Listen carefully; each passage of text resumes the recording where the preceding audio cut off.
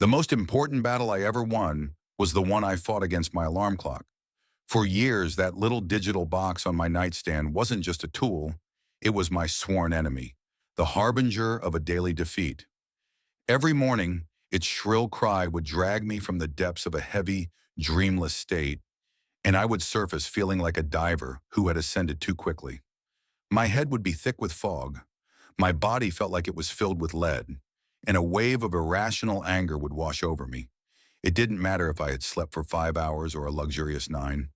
The result was always the same, a groggy, irritable shell of a man who stumbled into the day already feeling defeated. This wasn't just living, it was enduring. My name is Leo, and for the better part of a decade, I was a professional zombie. By day, I was a graphic designer, a job that demanded creativity, precision, and a sharp mind. But my mind felt anything but sharp. It felt like a dull, rusted blade. I'd stare at a blank screen, my creativity held hostage by a profound exhaustion that coffee could only temporarily mask. My colleagues would get my morning grunt self, a man who communicated in monosyllables until at least 10 o'clock. My evenings were no better. The energy I had was spent just getting through the workday, leaving nothing for my friends, my hobbies, or myself. I was living in a perpetual state of low power mode, conserving what little energy I had just to make it to the next recharge, which ironically never seemed to work. The breaking point came on a Tuesday. I had a career-defining presentation, a project I had poured my soul into for months. I'd gone to bed early the night before, determined to be fresh. But when my alarm blared at 6:30 a.m., I hit snooze. And again. And again. I eventually dragged myself out of bed at 7:15, feeling more exhausted than when I laid down. I rushed, I panicked. I arrived late, and I delivered the presentation of a man running on fumes. I lost the client. That evening, looking at my reflection, I saw the dark circles under my eyes not as a sign of hard work, but as a badge of failure. I was failing at the most fundamental human function, rest. Something had to change. That night, I declared war on my fatigue. I didn't go to bed. Instead, I sat at my desk, armed with a laptop and a desperate resolve. I typed in every search term I could think of. Why am I always tired? Waking up exhausted? How to win the morning? I waded through endless articles about diet and exercise, things I was already trying to manage. But then I stumbled upon something different.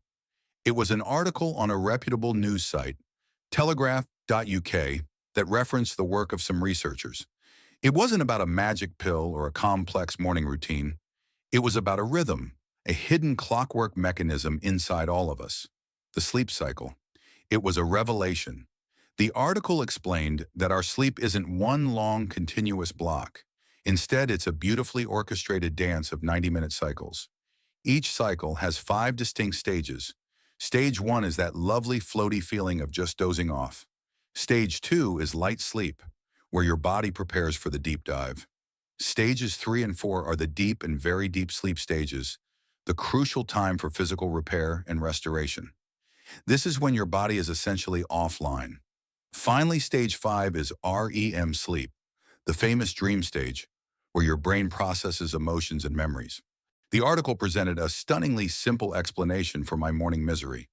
The main reason we wake up feeling like we've been hit by a truck is that our alarm clock brutally rips us out of stage 3 or 4, the deep sleep phases. Our body and brain are in full repair mode, completely unready to face the world. It's like trying to start a car while the engine is still in pieces on the mechanic's floor. The key, the secret to waking up refreshed and energized, was twofold. First, you needed to get enough sleep, which for most people meant completing about 5 full cycles. That's 7.5 hours, a number I'd heard before, but never understood the significance of. But the second part was the true game changer. You had to wake up at the right time, specifically at the perfect transition point between the end of one 90-minute cycle and the very beginning of the next. When you are naturally in your lightest stage of sleep, it was a moment of pure clarity. My enemy wasn't the alarm clock itself, but the arbitrary time I was setting it to. I wasn't working with my body, I was fighting against its most fundamental rhythm. The article even provided the formula, a key to unlock this hidden potential. It was wake up time equals your bedtime plus 1.5 hours multiplied by the number of cycles you want plus X, where X was the average time it takes a person to fall asleep, which is about 14 minutes. I felt like I had discovered a cheat code for life. I decided to put it to the test immediately. I wanted to aim for the optimal 5 cycles. I decided my bedtime would be 10 p.m. I did the math on a piece of paper, my hand trembling slightly with a mix of skepticism and excitement. 10 p.m. plus 5 90-minute cycles, 7.5 hours, is 5:30 a.m. Then I added the 14 minutes it might take me to fall asleep. The result was a strangely specific time, 5:44 a.m. It felt absurd. Who sets an alarm for 5:44? But I was desperate. I set my alarm, turned off all my screens, and went to bed with a sense of purpose I hadn't felt in years. The next morning, something extraordinary happened. The alarm went off at 5:44 a.m. My eyes opened, and that was it. There was no grogginess, no mental fog, no wave of anger. It felt gentle. I simply felt awake. I sat up in bed, not because I had to, but because I was ready to. The world outside was still dark and quiet, but inside my head, the lights were already on. I felt a clarity, a sharpness that I hadn't experienced in recent memory. I didn't need to hit snooze. The very thought of it felt alien. That day, I wasn't just on time for work. I was early. My mind was buzzing with ideas. I was focused, engaged, and for the first time in a long time, I was genuinely happy to be there. This wasn't a fluke. I repeated the experiment the next night, and the next. The results were consistent. I had found the secret. I learned to be flexible too. On nights when I had to stay up late, I didn't despair. If I knew I was going to bed at 1 a.m. and had to be up before 6, I wouldn't just set a random alarm and hope for the best. I would calculate for 3 cycles, 1 a.m. plus 4.5 hours plus 14 minutes. My alarm would be set for 5:44 a.m. I was getting less sleep, yes, but I was waking up at the end of a cycle, and the quality of my waking state was infinitely better than if I had been ripped from a deep sleep at 6 a.m. I learned that waking up right was even more important than the sheer quantity of hours slept. I completely abandoned the snooze button, understanding that hitting it was an invitation to fall back into a new deep sleep cycle, only to be violently awakened again 9 minutes later, making everything worse. My life began to transform in ways I never anticipated.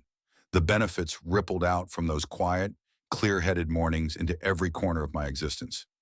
My creativity at work exploded. My relationships improved because I was no longer a perpetually irritable bear. I had the energy to go to the gym in the evenings, to read books, to cook proper meals. I had reclaimed the hours that fatigue had stolen from me. I had stopped enduring my days and started living them. This journey taught me that some of life's most profound changes don't come from grand, sweeping gestures, but from small, intelligent adjustments. It's about listening to your body, not just forcing it to comply. It's about understanding the beautiful, intricate rhythms that govern us and learning to dance with them instead of stepping on their toes. I won the war against my alarm clock, not by smashing it, but by making it an ally. And in doing so, I didn't just win back my mornings, I won back my life. So I ask you, what time will you be waking up tomorrow?